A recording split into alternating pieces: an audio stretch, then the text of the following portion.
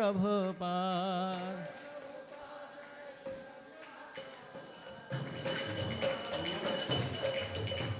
Jai Prabhupada, Jaya Prabhupada, Prabhupada, Jai Prabhupada, Jaya Srila Prabhupada.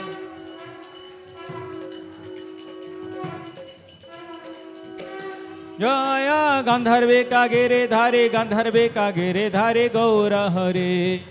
Gandharvika Giridhari, Gandharvika Giridhari, Gaura Hari. Gaura Nitai, Gaura Nitai, Gaura. Jai Srila Prabhupada ki. Gandharvika Giridhari, Gaura Hari Bhagavan ki. Gaura Pramanande. Hare Krishna, Krishna Krishna, Hare Hare, Hare Rama, Rama Rama, Hare Hare, Hare Krishna, Krishna, Krishna Krishna, Hare Hare, Hare Rama, Rama Hare Hare. Hare Krishna,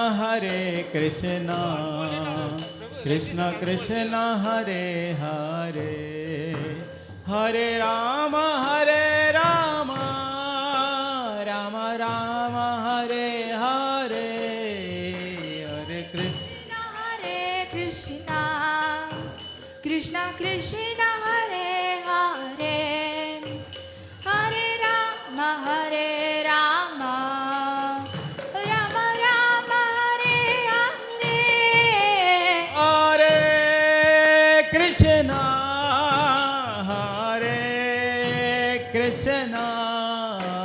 Krishna, Krishna Krishna, Hare Hare, Hare Rama,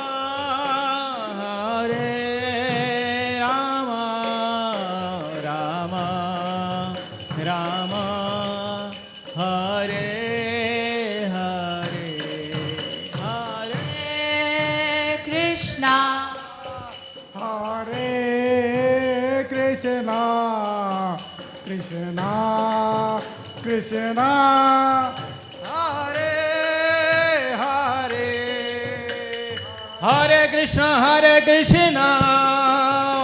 Krishna Krishna, Hare Hare, Hare Rama, Rama Rama, Hare Hare, Hare Krishna, Krishna Krishna, Hare Hare, Hare Rama, Rama Rama, Hare Hare. Jaya Prabhupada, Prabhupada, Prabhupada, Srila Prabhupada.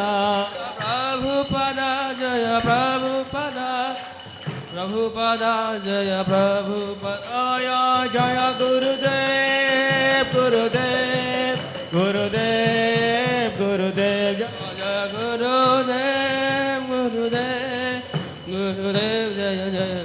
Nitai Gora Hari Bol, Hari Bol, Hari Bol, Hari Bol. Jai Gaur Hari Bol, Hari Bol, Hari Bol, Hari Bol. Gaur Pramanandi, Hari Bol.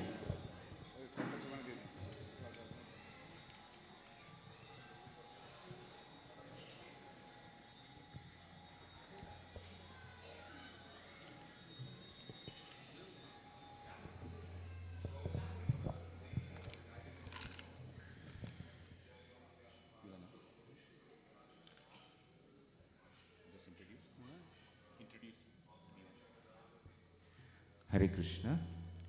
Thank you all for coming on this Friday evening. We are very delighted to host you and His Holiness Srila Romapada Swami Maharaj. While some of you may know him and others are quite new here, His Holiness Romapada Maharaj is a disciple of Srila Prabhupada, the founder Acharya of ISKCON, whom we see here. He has been practicing Krishna consciousness for more than 50 years and he's in the renounced order. He conducts classes in the US and in many other countries too. and he has disciples across the world.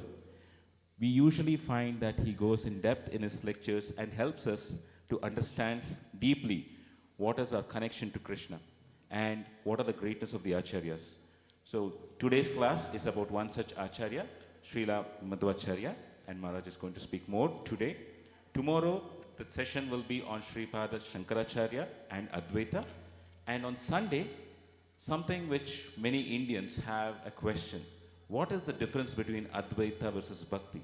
Isn't don't all paths lead to the same goal? So we will come to that soon on Sunday. So we request you to come for all these 3 sessions. The Sunday lecture is on the Sunday feast at 8:30 a.m. But tomorrow's lecture is the same time as today. Thank you. Hare Krishna.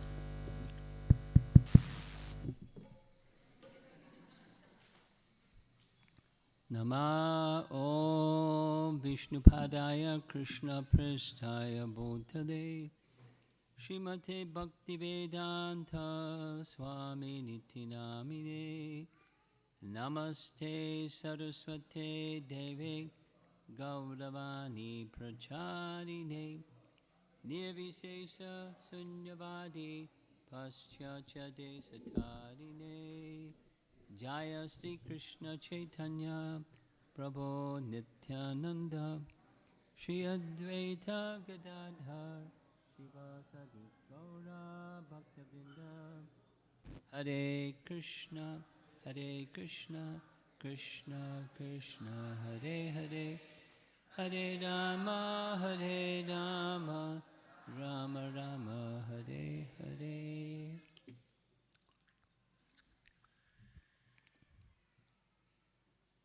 Those of you that made it after work, thank you for coming.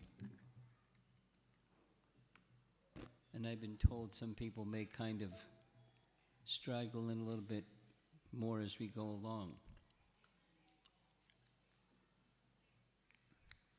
Shortly after leaving Bangalore, I'm going to Udupi and conducting a yatra that's a continuation, a pre-pandemic visit, starting from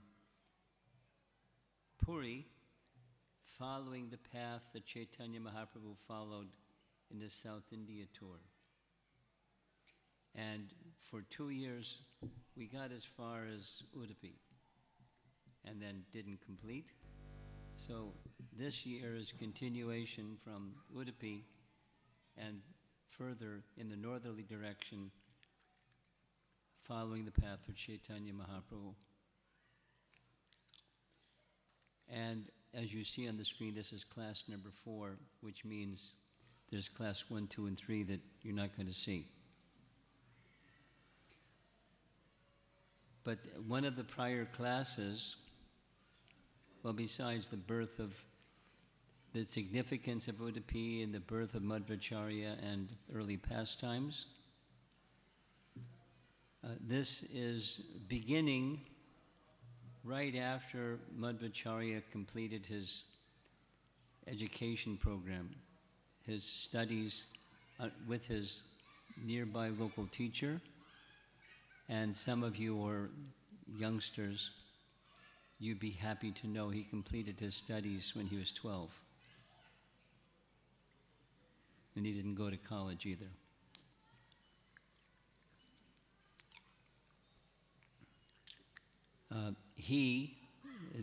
The name that he was given from his birth was Vasudeva,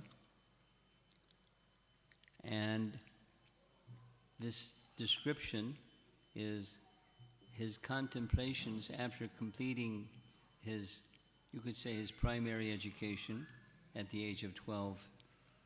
He was now in the mood of an incarnation of Lord Vayu. So going back,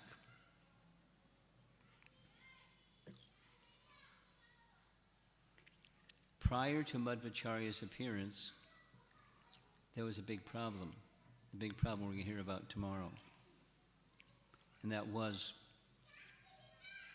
there was an incarnation, a partial expansion of Lord Shiva, who was directed to restore the Vedas, because the Vedas got hijacked by an incarnation of the Supreme Lord Buddha, who decried the Vedas, so Shankaracharya was restoring the Vedas. And the particular brand of his interpretation of the Vedas was an impersonal, or an Advaita, or a existence of Brahman that has no qualities. And he was very popular and also very powerful. And he traveled all over India, or much of India, as later Madhvacharya did, to A and B, restore the Vedas in the right place and teach a distorted version of Buddhism, or covered Buddhism. And it was popular, and he was very powerful. And in the place where Madhvacharya appeared,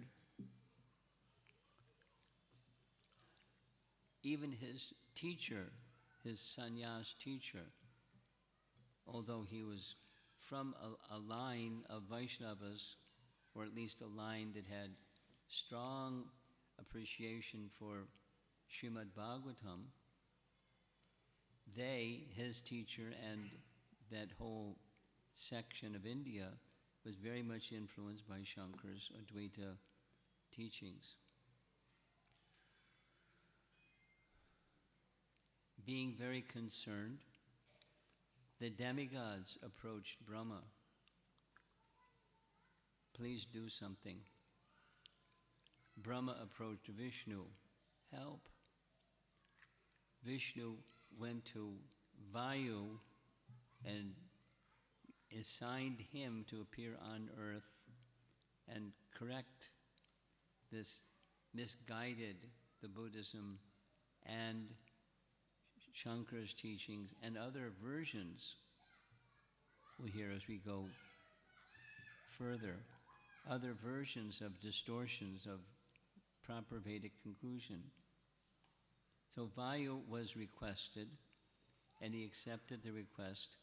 A angsa, or an expansion of a representation of him appeared as the son of Madhyageha and his good wife. We're going to hear more about them shortly. And he had his childhood pastimes, which were very, very astounding.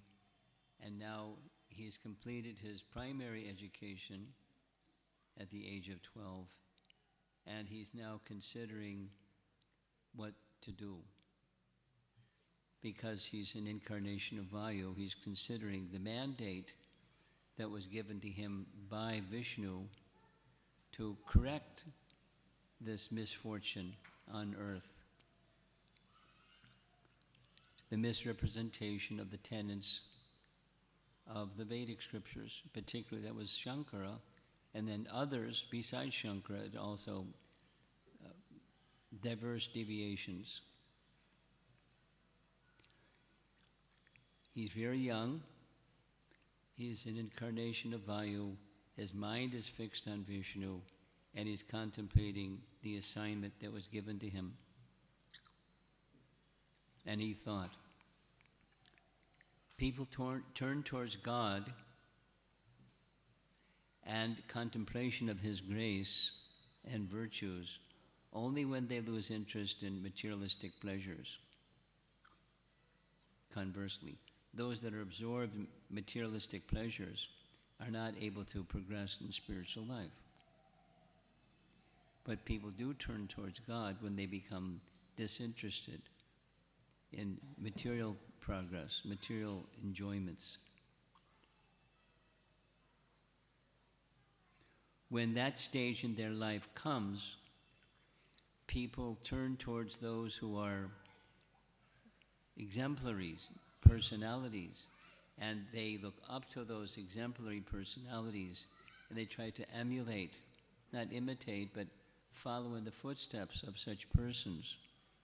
Therefore, to fulfill the mission that was given to me by Lord Vishnu, I should take sannyas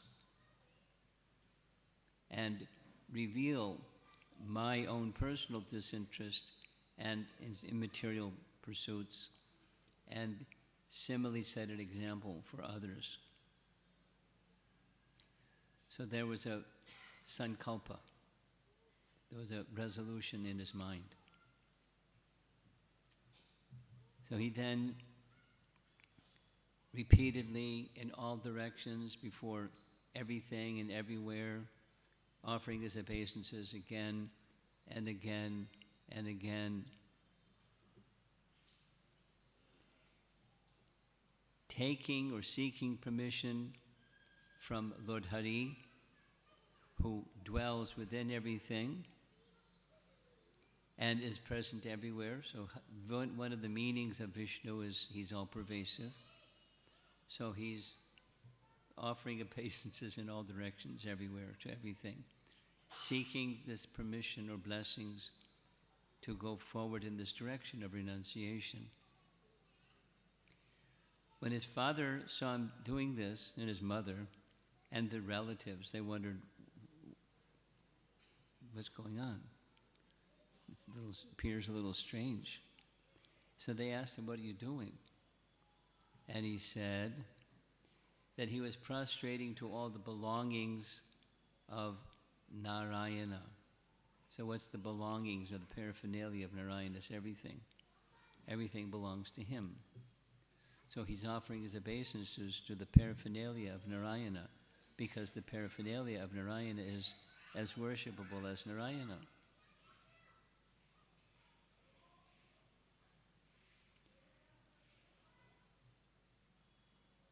So the internal contemplation is he's now seeking a guru. Although his role, now this is a little bit the teachings of Madhvacharya. The teachings of Madhvacharya go like this. Keeping it is complex, but keeping it really simple. There's one, Hari, who's independent, supremely independent. He's not dependent on anyone or anything. And everything else is dependent on the one that's independent. So, the way to achieve spiritual perfection of life is the medium of service unto Lord Hari, taking full shelter of Lord Hari. So now, he, according to Madhvacharya's teachings, the jiva uttama amongst those jivas that are enthralled or covered or conditioned to some degree, lesser or greater, to some degree covered, the two topmost persons of all the covered living entities are Lord Brahma and Vayu. This is part of his teachings. He uses the phrase jiva uttama, jivottama. So he, who's the jivottama, who's given the assignment, which means he's been empowered by Vishnu to correct these teachings, he's now seeking for a guru, because although he already knows what he needs to know, he's setting an example that you need a teacher to teach you even if you already know. In his case, he already knew. So it's seeking a teacher. Now, he did his academic studies, but a spiritual teacher is not just academic studies. And he heard that there was a renunciate in a village just a few miles north of Udupi, Bandarkere village. And the ascetic's name was Achyuta Preksha. Achyuta Preksha. And Achyuta Preksha, we'll see as we go along. Achyuta Preksha was heavily influenced by Advaita doctrine.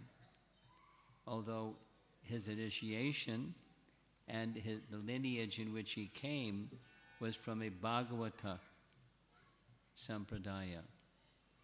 But by the influence of Shankara's teachings, that Bhagavata sampradaya kind of got washed with some Bhagavata dealings, but largely the external dress and the practices and procedures, etc., were following Shankaracharya. So it was a little mumbo-jumbo, a little mixed up.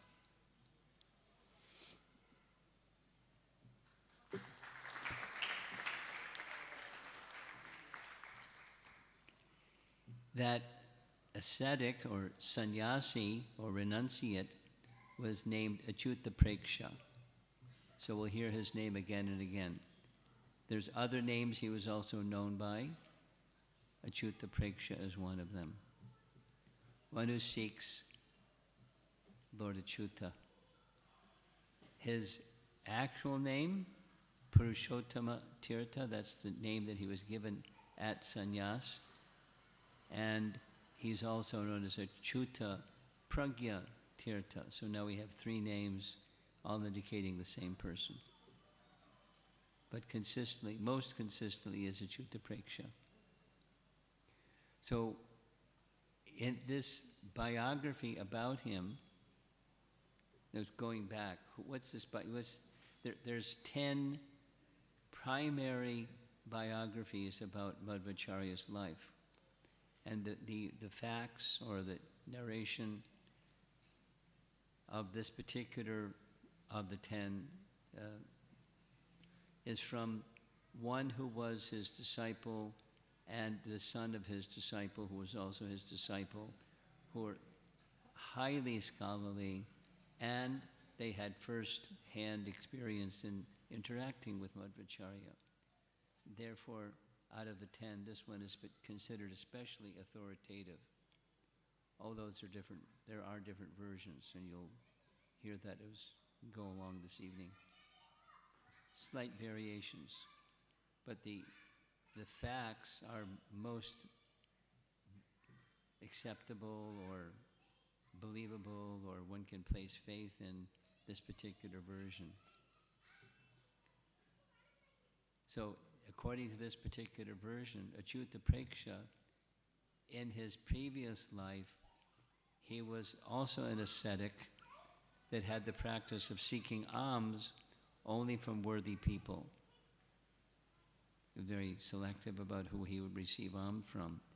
And during one part of his life, he was in the association of the Pandavas for several years. And he stayed in their association for several years and accepted the prasadam cooked by Draupadi.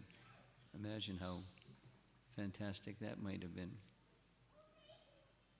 So he had become significantly purified from his previous life of being a sannyasi in their company.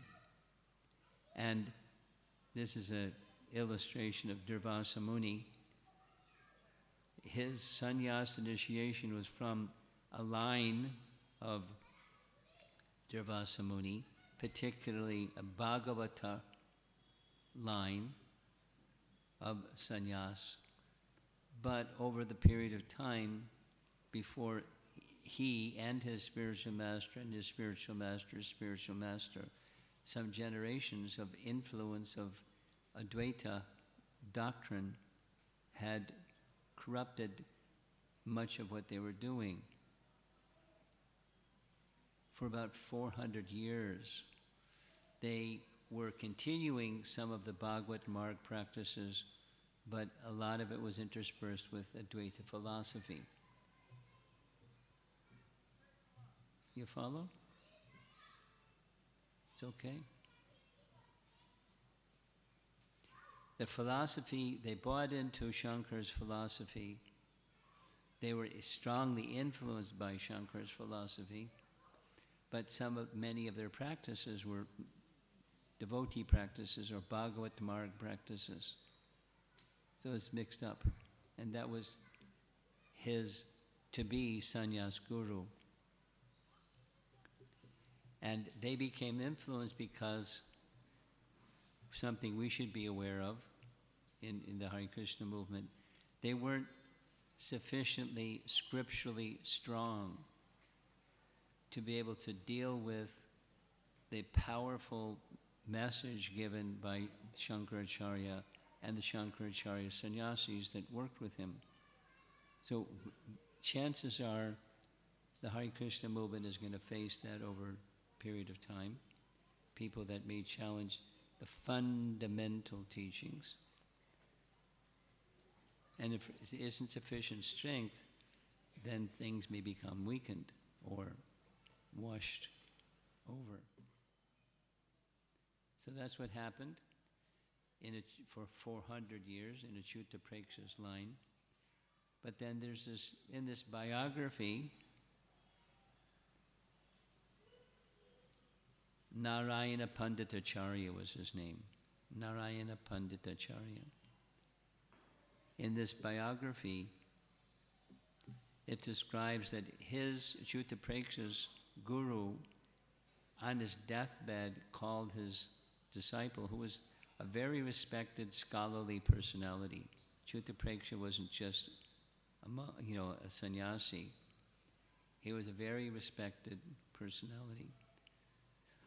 So his guru called him and spoke as follows: although we are dressed as Advaitins, the attire, the tilak markings, we're not Mayavadis. Mayavada propounds that when the knowledge that I am myself Parabrahman is fully cognized and assimilated, there will be nothing else existing other than the self. This tenet is not justifiable. You merge with the Supreme. You become the Supreme. You are the Supreme. And the covering of thinking otherwise, once it's gone, then you're the Supreme. So that's the Mayavad doctrine. And his guru on his deathbed is saying, this tenet is not justifiable. Therefore, do not ever accept it. So they're dressed externally, appearing as if they're part of that teaching. Strong. Don't accept it. Never accept it. This tenet of Atma, Aikya is a sense of oneness. Atma, Aikya, oneness of Atma with Brahman, prescribed for contemplation by Mayavad, has not been realized by me or my guru or any of his predecessors ever. I advise you to worship Mukunda, who alone can give moksha for getting the correct tattva gyan. After giving this good advice, his guru passed away. Final words. So powerful. We have the dress. However, the doctrine is not tenable. I've not accepted it. My guru has not accepted it. His guru has not accepted it. None before us have accepted it. Please don't accept it. Instead, take shelter, worship Mukunda, Mukunda, the giver of liberation, who can give moksha for getting the correct tattva gyan. Now, that the process of surrender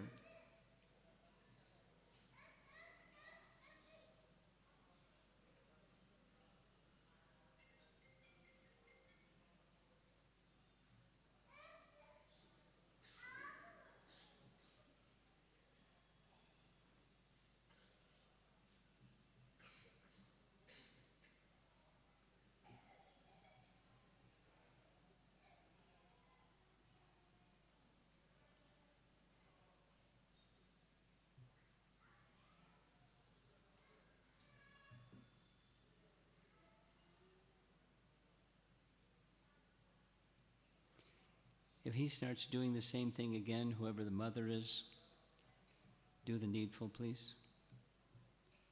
this little boy that's jumping up and down and wants to be the center.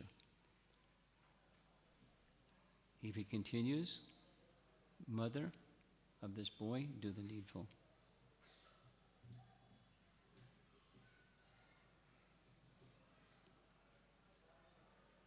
See, his guru, from a line of sannyasis that were from the Bhagavata school, is teaching Bhagavad Dharma and advising Achyuta Preksha to don't buy into the Advaita philosophy because it's not tenable. Don't accept it. Never accept it. And he left his body.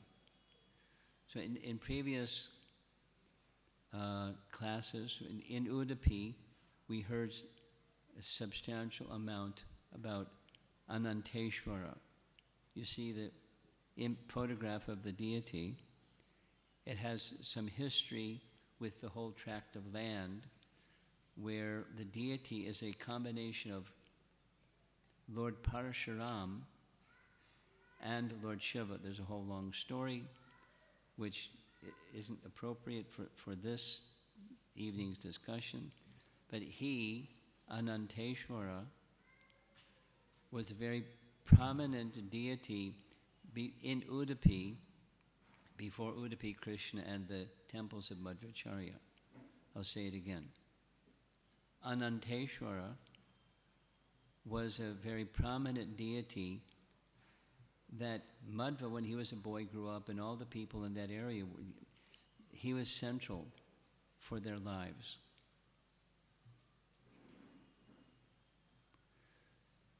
So Achyuta Preksha, hearing this from his guru, went to the deity Ananteshwara and worshipped the deity and prayed to the deity to get clarity on how he should assimilate what his guru, the parting words of his guru were.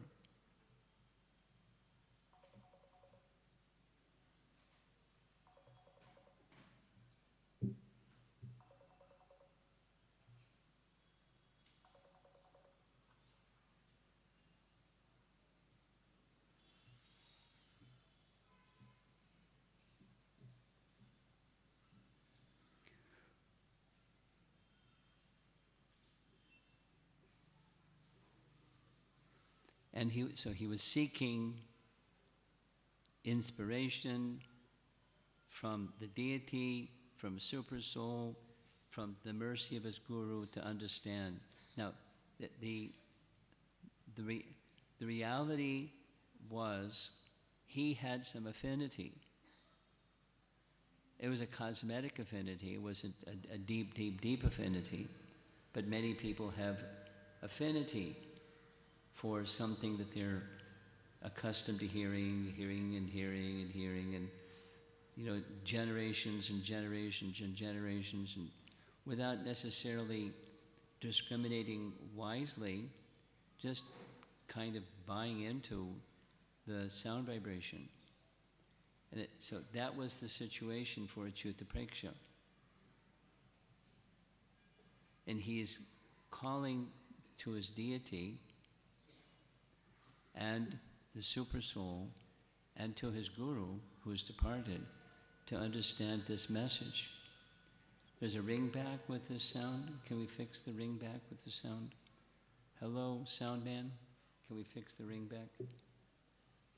One day, while in deep thought, Ananteshwara, this happened before the appearance of Madhvacharya.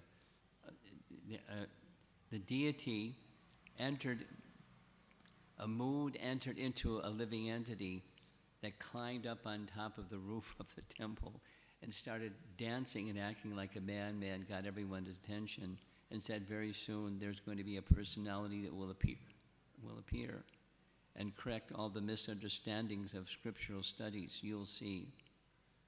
So that happened previously, before Madhvacharya's birth, and now Madhvacharya is 12, 13 years of age, and his sannyas guru to be has the same thing happen again. An ordinary man approached Achyuta Preksha and said, "Know that soon I will send you the best of disciples to fulfill your mission to your guru and to me." So this is through an ordinary man, the deity is speaking to him. Pretty mystical. So he accepted it.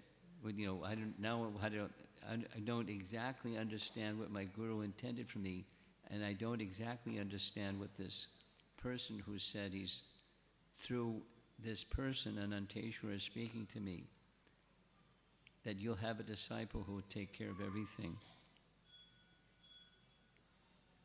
At this time, it's proximate to, not like around the corner, but proximate to the Ananteshwara temple. And there's a particular mutt, Bandar Kere Mutt. So, young boy, Vasudeva, he started paying his visits to that ashram or to the mutt every day. And he developed an affinity for Achyuta Preksha, and Achyuta Preksha developed an affinity for this young boy, 12-year-old boy, real eager to learn from him. Achyuta Preksha, from the very first meeting, had this intuition, this voice that I heard through of Ananteshwara, through a common man. I have a sense this is that disciple, the best of disciples. So now, little boy, 12 years old, mom and dad see this little boy, 12 years old, going to a sannyasi, and he seems to develop a lot of attachment for this sannyasi. So what are mom and dad thinking? Haribol. No. Uh-oh. Madhya Geha was his father's name, was a little concerned. Maybe he wants to take sannyas. And that was painful because it meant separation from mom and dad. And so he, the father and the mother's name was Vedavati, they came to Udupi, visited their son, and tried to persuade him to not become a sannyasi, just a sannyas disciple of Achyuta Preksha. They pleaded with him on the following heartstring. We had 2 sons that died before you were born. Then you were born, and you're our only son, and we're getting old. And as we get older and older, who's going to look after us? We looked after you. Who's going to look after us in our older age? Familiar?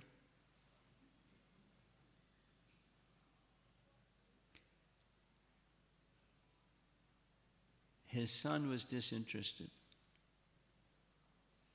The father understood it.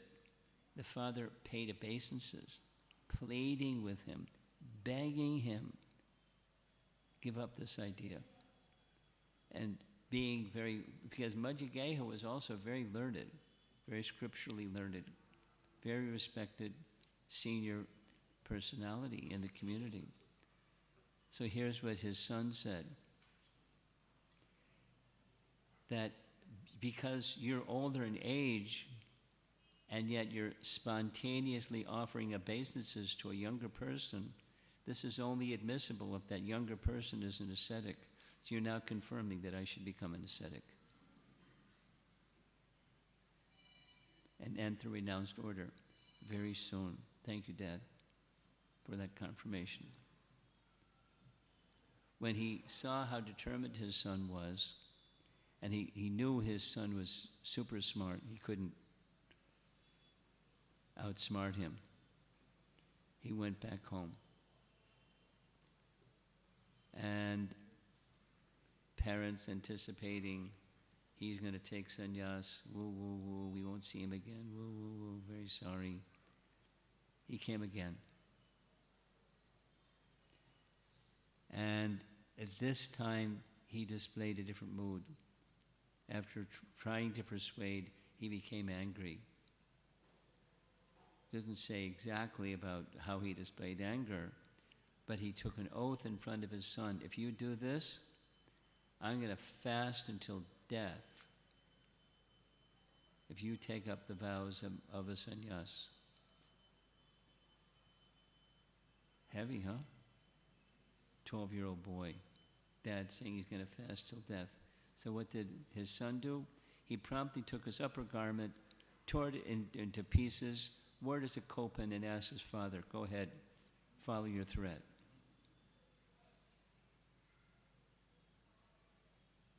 He called his, what do you call it? Bluff. Right? Now, don't imitate. But that's what he did.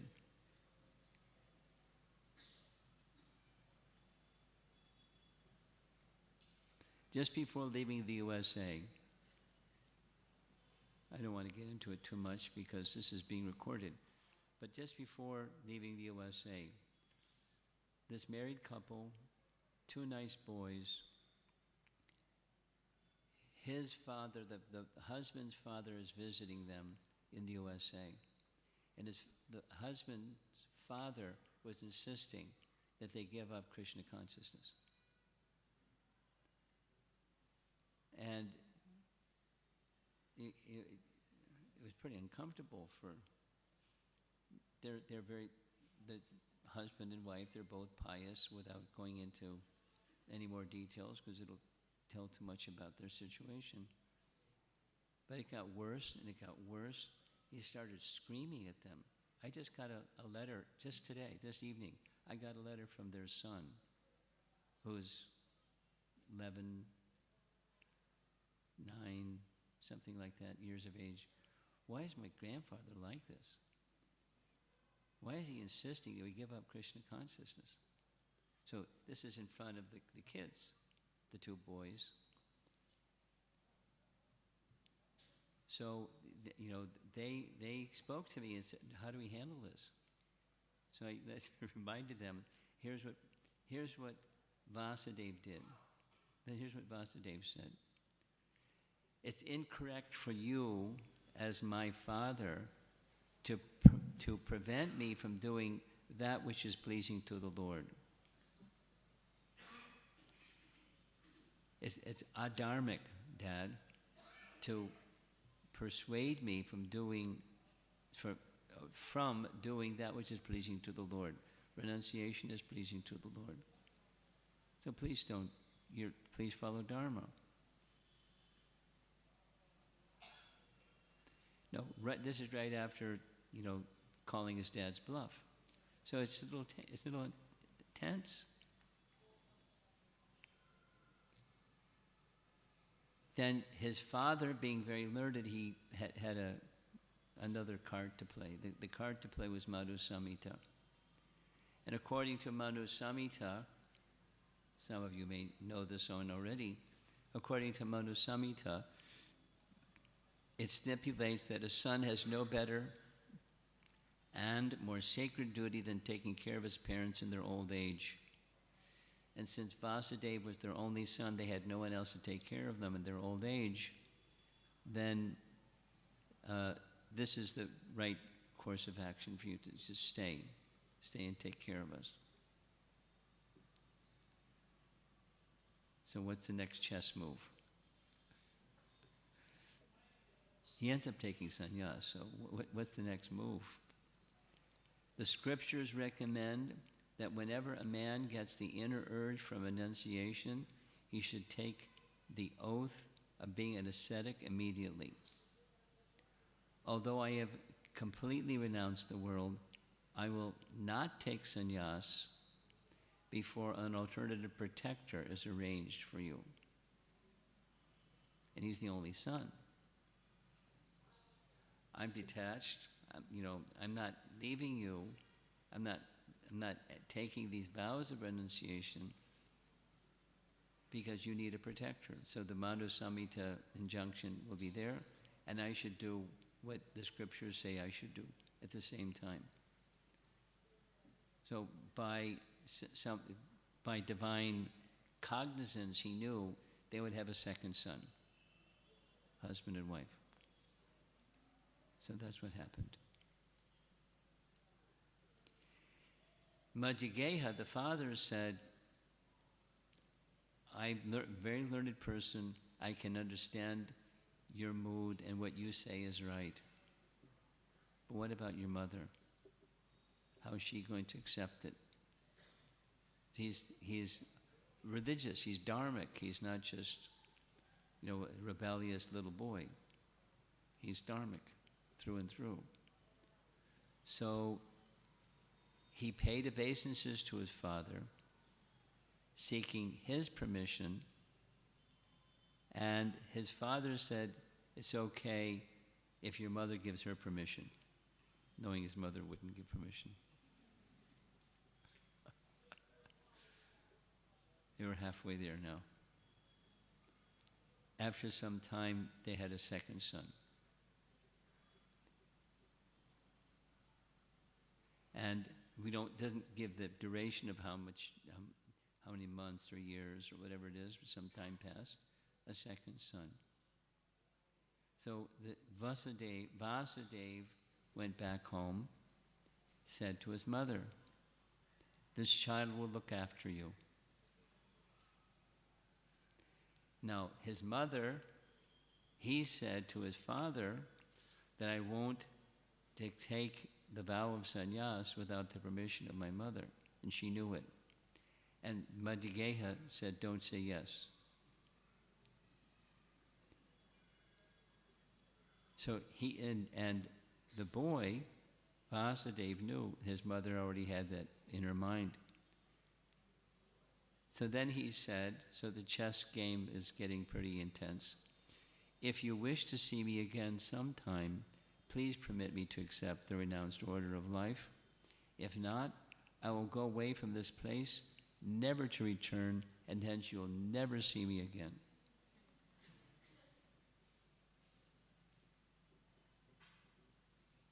So she capitulated.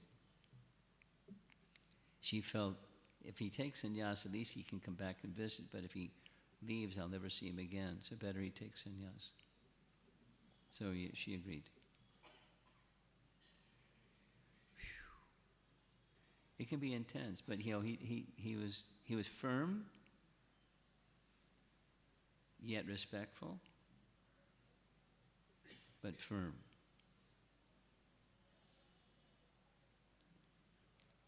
Later, so this younger brother did look after his Madhvacharya and Vedavati.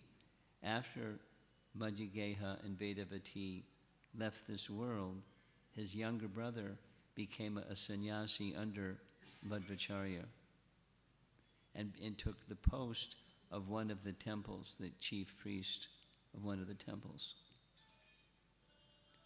One of the 8 principal temples founded in Udupi.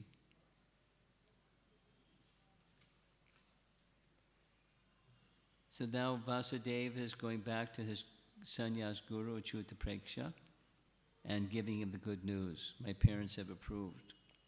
So now comes the observing period for 1 year. His guru to be was observing him and so forth. And finally, after that year had passed, the sannyas mantras were given, the formal procedures. According to this biography, he, the young boy, knew all the procedures already, and he made all the arrangements. His guru didn't have to do anything, because his disciple knew everything. So he's an incarnation of a demigod, and vastly qualified, empowered by Vishnu, but he's showing by example to take this step of receiving from a guru. Very interesting. on the very day that this ceremony was performed, Purna Pragya was his sannyas name, prostrated himself before the deity, and the Lord manifested himself personally, held him in his arms, and lifted him up. Pretty dramatic, huh?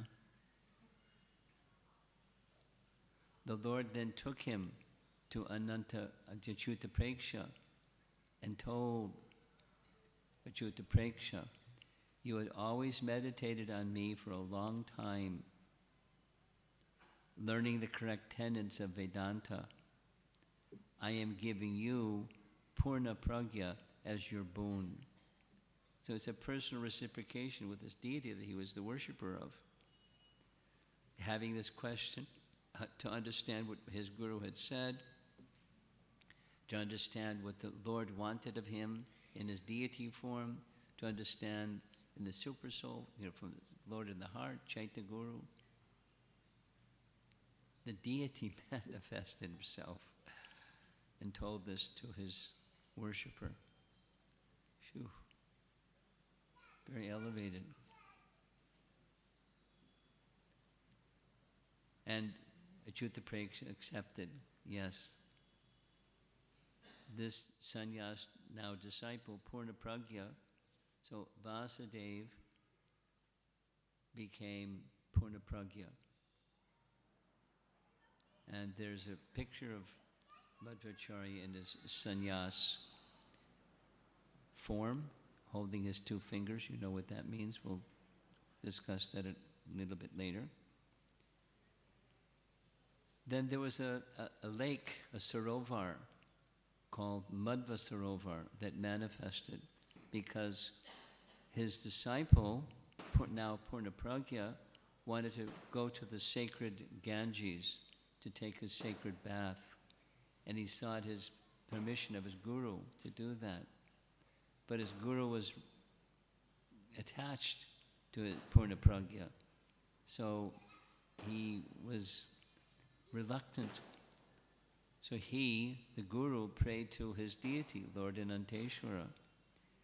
Again, the Lord manifested himself before Purna Pragya and informed Purna Pragya, the holy Ganga will come to you at this pond,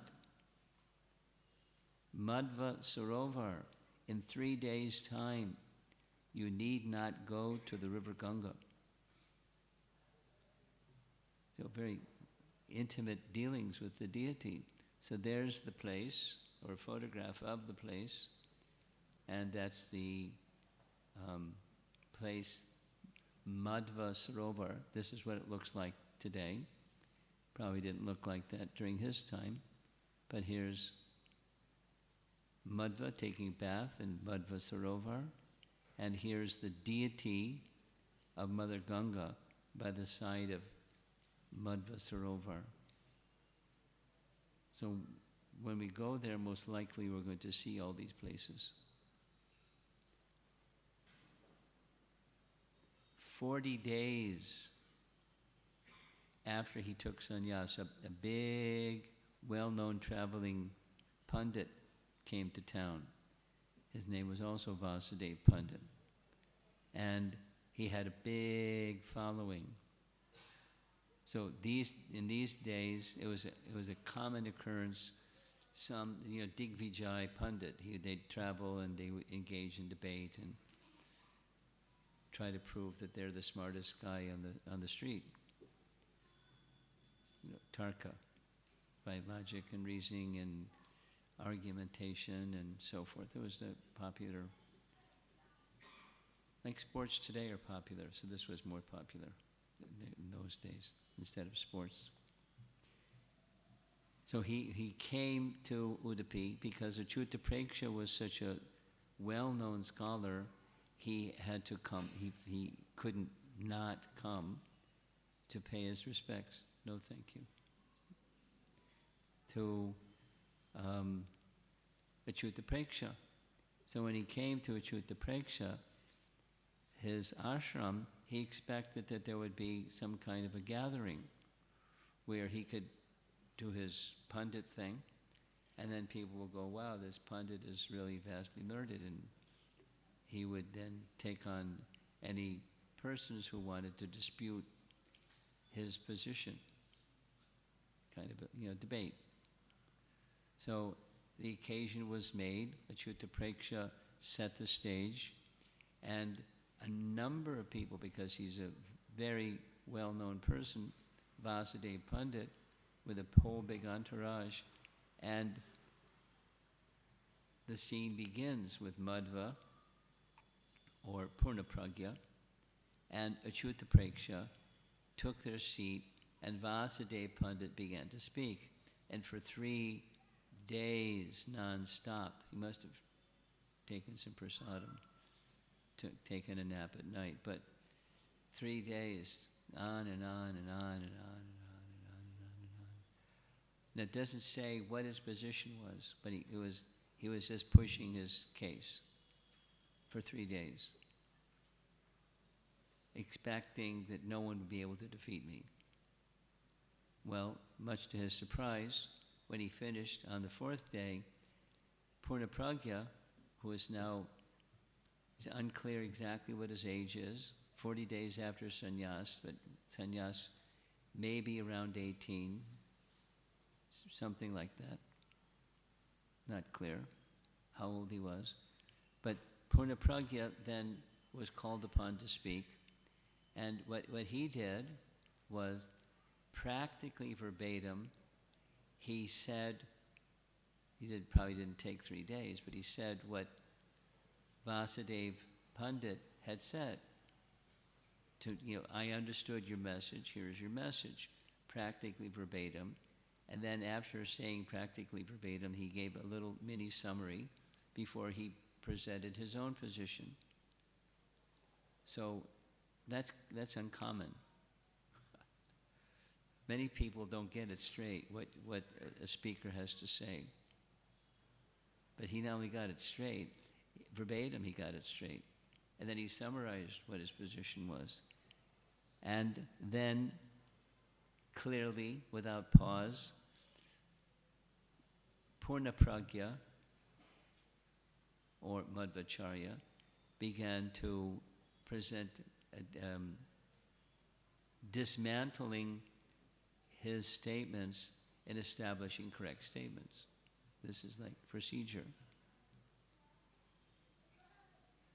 So Vasudeva Pandit was a little surprised and taken aback that an 18-year-old young fellow defeated him. Now his teacher, Achyuta Preksha, understood this is super student, so I should give him super teachings.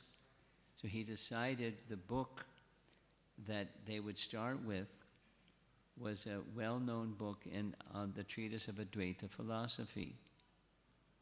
And it's called Ishta Siddhi. That's the title of the book. So the two sat down, there were some other students present, and he began instructing on the first verse of Ishta Siddhi. And he just read the first verse, and then he explained the first verse, what was the to be understood from the first verse. And all the boys listened, and Purnapragya also listened. And when the first verse was spoken and its commentary, Purnapragya said there's 32 mistakes in that first verse. And went through one by one by one by one, and reached the conclusion that this Ishta Siddhi isn't worth studying. Thank you. The doctrine of Advaita isn't worth studying. Now, let's recall, Achyuta Preksha had kind of bought into the teachings, at least externally, or by not being clear, he kind of bought into what was not clear, thinking that's how we should view things, this Advaita teaching. The other boys started to giggle, and they understood this student and sannyas disciple of Achyuta Preksha knows more than his guru. And that means, these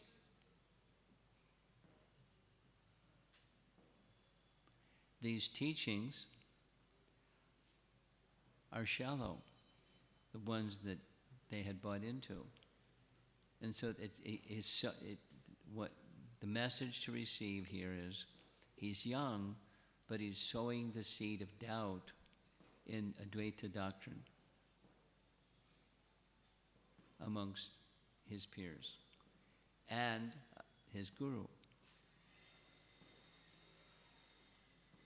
One time, because they had from the line, a Bhagavat Marg line, his guru, Achyuta Preksha, was speaking something from Srimad Bhagvatam. There were a handful of disciples seated nearby, and they, at that time, knew that there were multiple manuscripts. No, we don't have that problem because we have Bhaktivedanta purports. But during their time, they didn't have the Bhaktivedanta purports, or there were multiple versions. Doesn't say how many, but more than one version of the Srimad Bhagavatam, varying text of bearing the name Bhagavad Purana. Now, Purna Pragya, hearing his guru speaking on the Srimad Bhagavatam, although they were referring to different texts, he said, only this one is the correct one. Only this one is the one that Vyasadeva compiled. Just like that. So his guru was like, what? How can you be so certain that you're correct? Purna Pragya said that this one text is the only one that's consistent with what Vyasadeva wrote. He didn't give his reason why. He just said, this is the only one. So Achyuta Preksha said, if you're so certain, then please explain the prose portion of the 10th canto Srimad Bhagavatam, along with its meaning. So here's not a challenge, it's just like, you're certain, so please recite that which is the authentic version and give his explanation. So, while he's giving his explanation, the disciples have these multiple texts, multiple versions, different copies of Srimad Bhagavatam. So, much to their amazement, Purna Pragya's rendering of the 10th canto was from his mind precisely what was in the version that he said, this is the only version that's correct. This is Vedavyasa's version. So he asked, how did you know all this? Because you haven't even read it. And the boy said, I learned it in my previous life.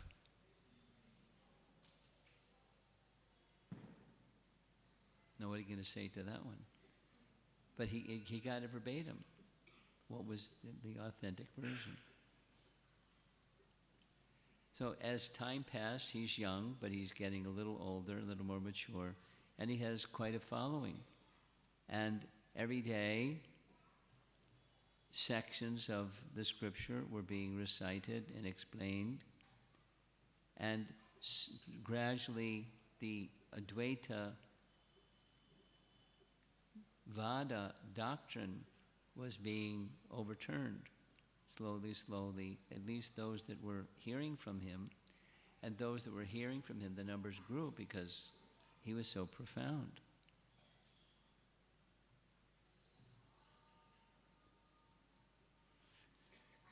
Then the reputation started to spread beyond Udupi, within Udupi, and the audience within Udupi, and then beyond Udupi. So, opposition. When you do something like this, some people are going to, I want to learn from this fellow. And some people say, we got to do something about this fellow. He's a problem.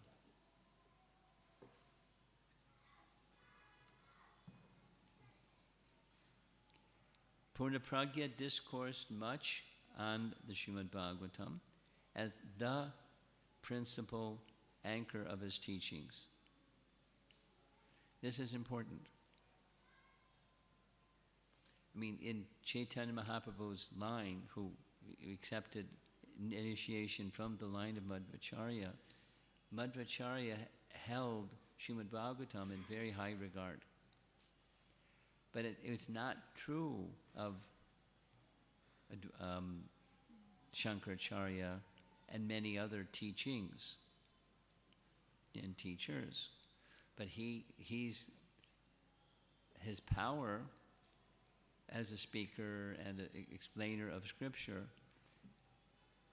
gave further weight and to restore the proper position of Srimad Bhagavatam, because he was a sannyasi in a line that was Bhagavatamark. It's like the sun rising in the morning or something like that. He reinforced again and again the topic of loving devotion to the Supreme Lord as inculcated by the brilliant chapters of Srimad Bhagavatam. And this is just a glorification of the Bhagavatam.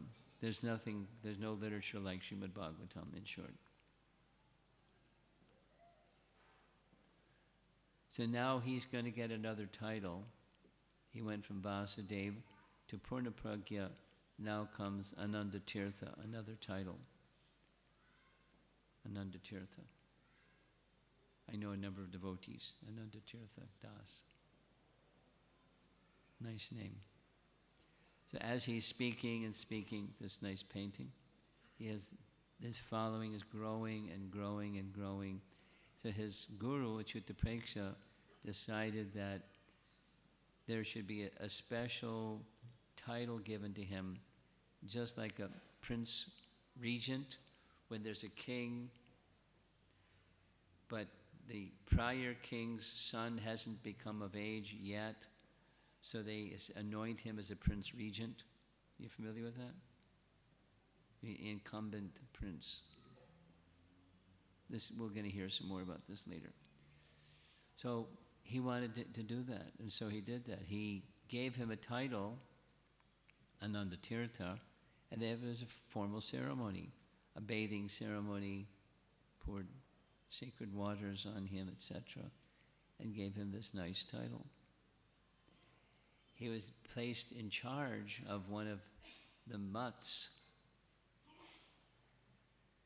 and he was given the title Ananda Tirtha as the head of the mutt and very elevated leader.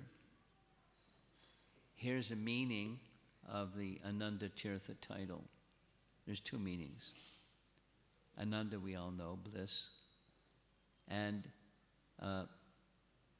Tirtha is like a sacred place.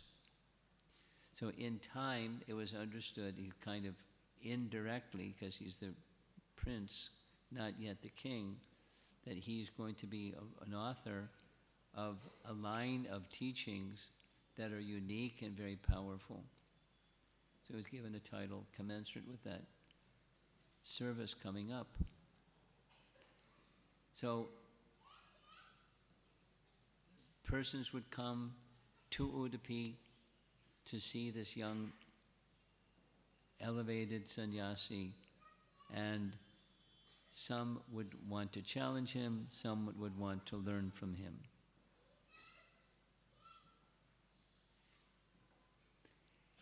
Now another section, I think I have to go more quickly because of time.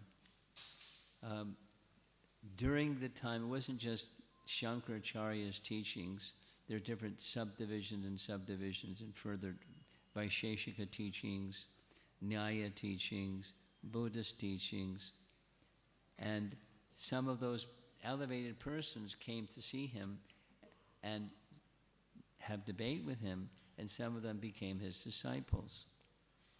Here's an example. There was another sannyasi, a friend, senior in age, like Achyuta Preksha, and he came to Udupi along with many disciples. And he was particularly well trained in logic, tarka or nyaya. And don't be surprised, but they were a little bit proud. People that are good at arguing are sometimes a little proud. So his particular argument was that Anuman, what's Anuman? Pratyaksha, Anuman, and Shabda. You know these? Pratyaksha, direct perception. Anuman, logic and reason or inference. So this particular fellow was arguing that Anuman, or logic and reason, alone is a valid source of knowledge. Alone, even without reference to scripture, is a valid source of knowledge. So he did his whole thing. And in this public assembly, Achyuta Preksha, or now Ananda Tirtha, established that it cannot be valid. It doesn't give the arguments back and forth. And this renowned friend of Achyuta Preksha was defeated in a public discussion. There was another, a Buddhist scholar, and another, a Vaisheshika scholar, and they came to Udupi, and they were also presenting their teachings on Vaisheshika and Buddhism. And he didn't have to go anywhere. They came to him. And by their, one by one, this Ananda Tirtha, he said, his teacher said, you're doing a good job diffusing other teachings, but you have to say what's the right teaching. These are not right teachings. What's the right teaching? So he took it that this is an instruction. So he began composing his commentary on Vedanta Sutra or Brahma Sutra. And slowly, slowly, this composition became well known. Now his title has been moving from Vasudev from his birth name, Purnapragya to his sannyas name, Ananda Tirtha to his prince regent position. Now he's got another title, Madhvacharya. Here's the sequence. And so his composition of commentary on Vedanta Sutra or Brahma Sutra Bhashya, became well known, and this was the fundamental structure of his teachings and his debates. Here's some etymology about his name I'm going to skip. So he's begun composing his commentary in Brahma Sutra. He asked permission of his guru to go on a traveling tour. He's a sannyasi in South India. His Achyuta Preksha doesn't want to leave him, so he goes with him. So now it's the two. Ananda Tirtha, or Madhvacharya, traveling together on pilgrimage in South India. One of the places they go, there's a little map. I don't know if you can see so well. Can you see it okay? Not so well. He headed in a southerly direction. There's a river, Netravati River, and there's a temple on the other side of that river, Netravati River. You see the temple in the bottom right. That's the Vishnu Mangalam temple. He went there many times because there were some disciples and followers of Achyuta Preksha that lived there, and he associated with those people. And in this really small letters here, it says, it is at this place, this Vishnu Mangala temple, that the person who wrote this biography and his son, Trivikrama Panditacharya and Narayana Panditacharya, father and son, they met Madhva at this place. And just going back, this Trivikram Acharya wasn't just a fellow. In the western side of India, he was recognized as the most learned person. And Trivikram Acharya became disciple. So not only he had discussions with people, but he's now has his bhashya of Brahma Sutra, or his commentary on Brahma Sutra.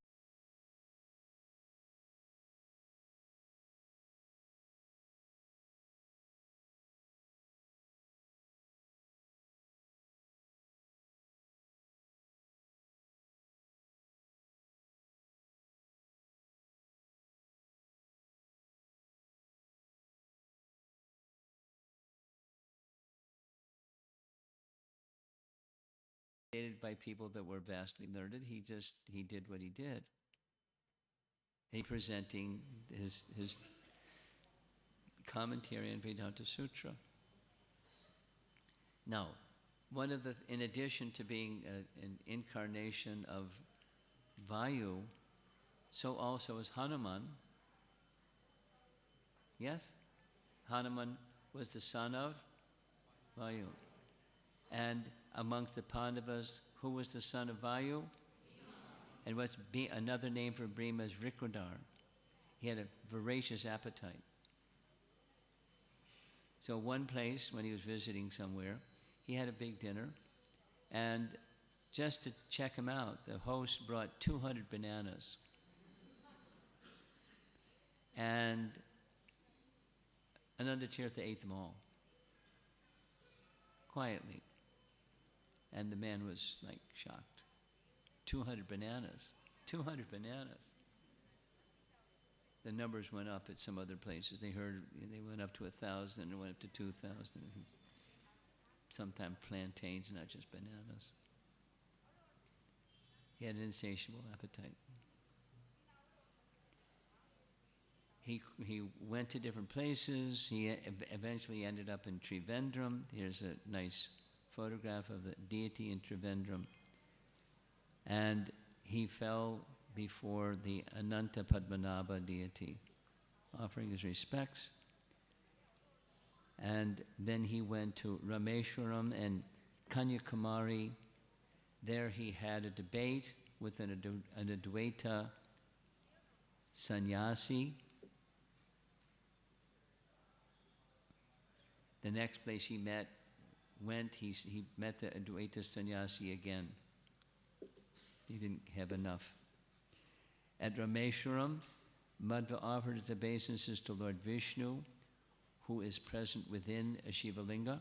He stayed at Rameshwaram for the 4 months of the rainy season. That same Advaita sannyasi he met. Here's a nice photograph of the deity in Sri Rangam. So he's doing his South India tour. Bhu Varaha temple, he visited. This is interesting. He's going to make another place for water. So he is staying at a Brahmana's house in a particular village. And in that village there was scarcity of water. And he felt empathy.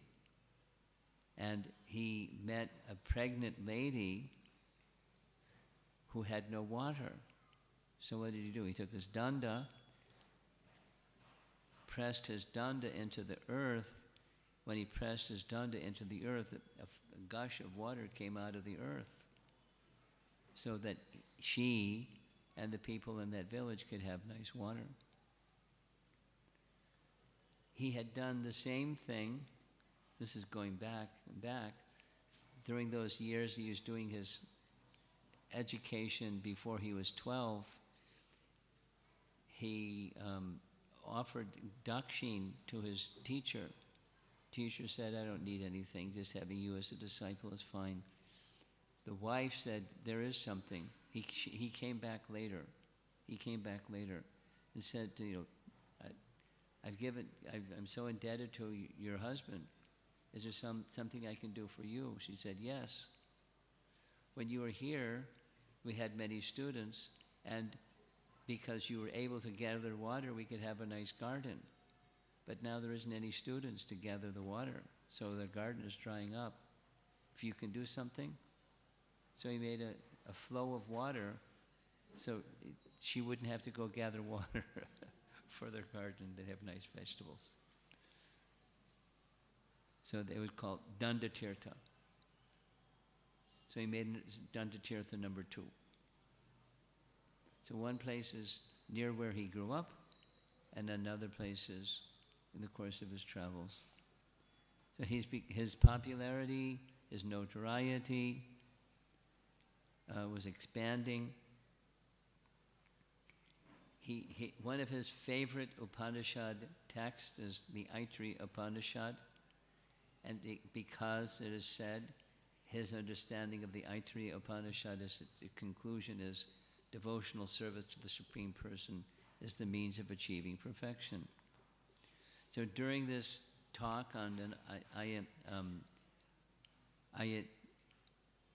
Aitareya Upanishad, he mentioned a couple of other things. In the public assembly, you see the painting of the public assembly. Every single Vedic statement has at least 3 meanings. In the Mahabharata, every passage has at least 10 meanings. And in Vishnu Sahasranam, every name in Vishnu Sahasranam has at least 100 meanings. So somebody challenged him. The scholars in the audience challenged him, prove it. Take a name from Vishnu Sahasranam and demonstrate that there's 100 at least meanings of one of those names. So he accepted the challenge. And as he was going on and on and on, taking one name, explaining meanings and meanings and meanings, derived from Sanskrit rules of grammar and logic, that everyone's head was spinning. And the scholars said, okay, we're convinced. We can't follow all of what you're saying, but we're convinced. There's at least 100 meanings in every name of Vishnu. So here's another map. I'm getting late. It's 8:20. I have only 4 more slides left. So this is a map that shows where he traveled. Now he's going from south, he's going back north towards Udupi. It shows some of the places where he traveled, and he's meeting sannyasis and Advaita Vada scholars along the way towards northern Kerala or southern Karnataka. Then he returned back to Udupi with a successful South India tour. Now, Achyuta Preksha was with him, and now he's going to get an idea. I have this nice commentary that I've been preparing. I want to go visit Badrinath and have a meeting with Srila Vyasadeva in Badrinath. So you may not know, but now you'll know. Many of you know already. There's Badri, and then there's Upper Badri, and there's higher dimensional space in Badri. And Vyasadeva is there presently. According to one scriptural teaching, Vyasadeva is going to remain there until the next cycle of yugas. Anyway, and then descend and give pure teachings to restore, because when Kali Yuga is ended, how does it go back up again to Satya Yuga? The answer is Vyasadeva is going to descend and bring everything back up again. Isn't that nice? There's a plan. But don't stick around, because it's going to be nice at the end of Kali Yuga. So he wanted to go have have darshan and take shelter of the teachings of Vyas and get confirmation that his teachings are to be propagated, that he has the right understandings. And so he's got this plan to bring some of his disciples. So that's another class. We're done. Madhvacharya. Srila Prabhupada ki jai.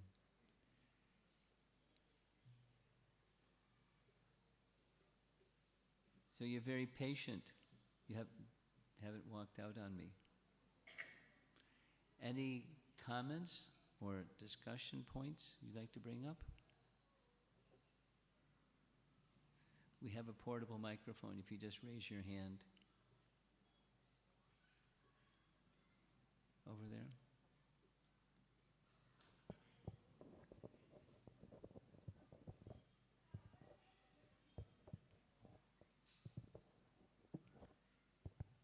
Hare Krishna Maharaj, thank you for the beautiful class. Maharaj, what is the history of Ananteshwar temple? What's the history? Of Ananteshwar temple. The deity. Yes. My memory is poor, but here's my memory. And can you pass the microphone back up? Because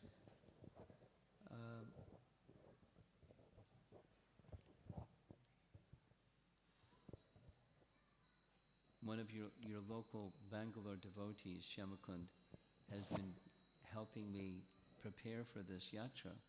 So what I don't remember, he will.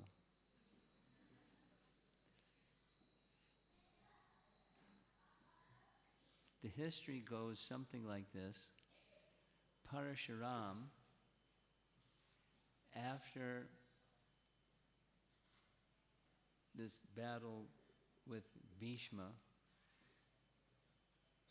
he stopped his, fighting with Kshatriyas, and he gave his entire kingdom, which was the world, to Kashyapa Muni. And he needed a place to stay, so he came to this region and made a command of Samudra, or the ocean.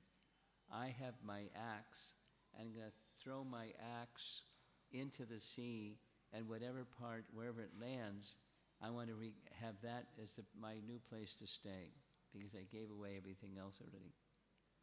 So this area has its history with Parashuram.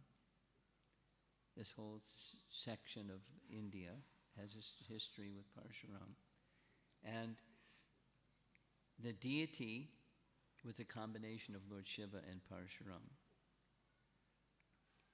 Now, exactly how that deity, the combination of Lord Shiva and Parashuram, came to be,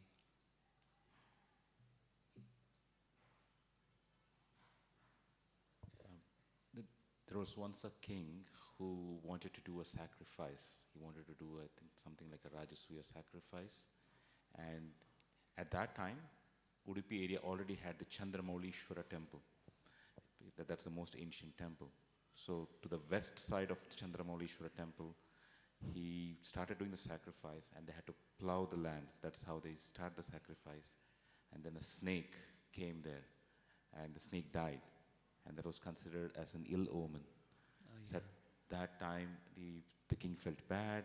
He didn't know what to do. And he was a worshipper of Lord Shiva and Lord Parshuram. So one night in his dream, when this whole sacrifice was stopped, Lord Shiva and Parshuram came in his dream and said, you please consecrate a deity on a silver pedestal. And we will personally come. And that's how both Lord Shiva and Lord Parshuram manifested in the deity form there in Ananteshwar. And because he was raised on a silver pedestal, in Sanskrit silver is Rajata. So Udupi is also called as Rajata Pitha Puri. So the Rajata Pitha, silver Pitha was there, and that's the city of the silver pedestal. Got it?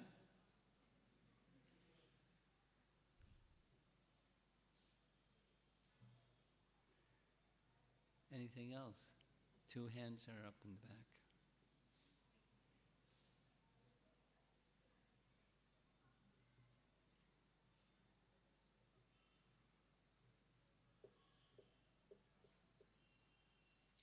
Hare Krishna Maharaj. So I heard previously that in Madhva Sampradaya, Mahabharat, they take it as the main scriptures, like in Sri Sampradaya they take Vishnu Puran. So in your slides, like you mentioned that Madhvacharya has actually based his teachings as anchor on Srimad Bhagavatam.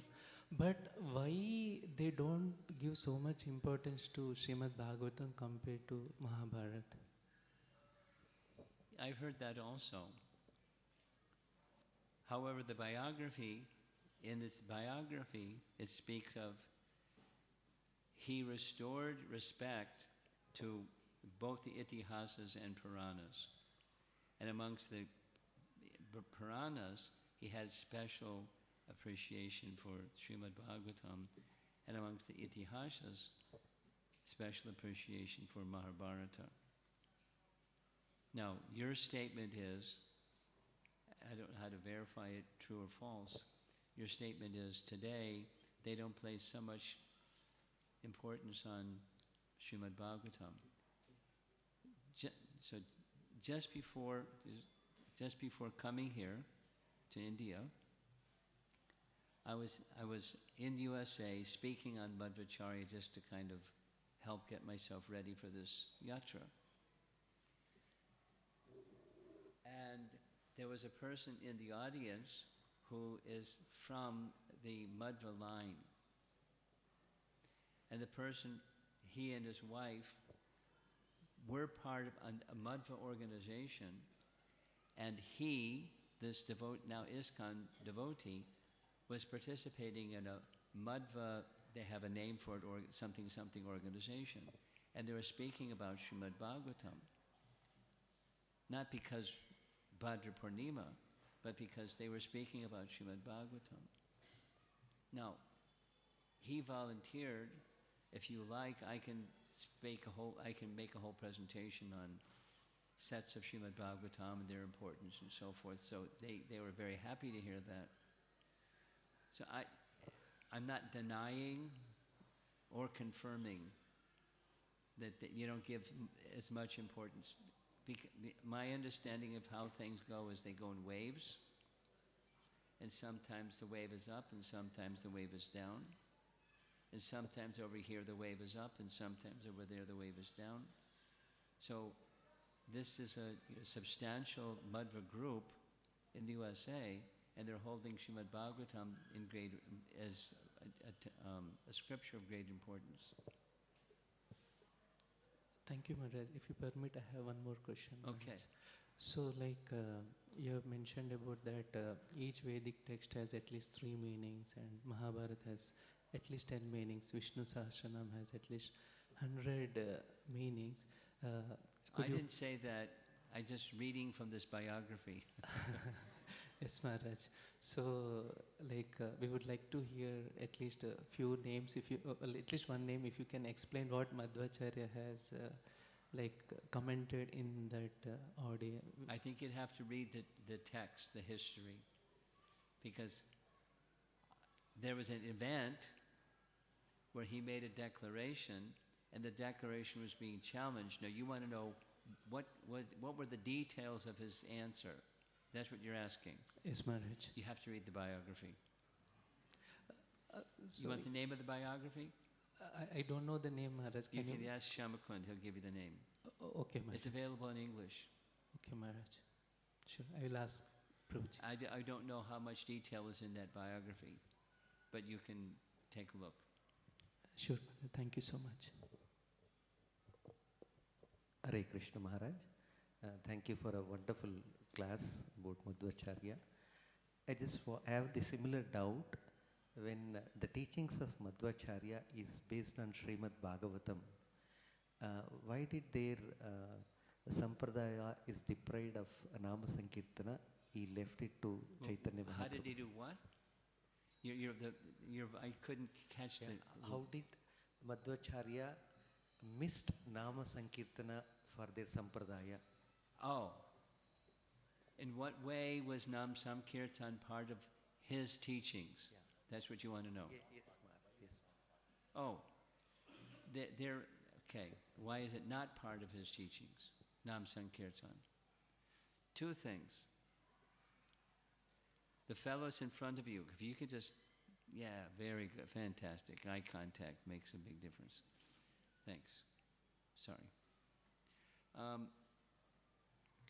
He left something for Lord Chaitanya to do. And amongst the followers of Madhva, there was a group of followers that specifically did Nam Sankirtan with musical instruments. They sang bhajans that were focused on the holy name, of different holy names, and that was like, a subset, not the main thing of Madhvacharya's teachings, but some of the followers of Madhvacharya took Nam Sankirtan in a very serious way. Not the Hare Krishna Mahamantra, but names of Lord Vishnu or names of Krishna, and accompanied by musical instruments. There was a whole wing or division that went on for some generations. But that was the gift of Mahaprabhu. You want to add anything?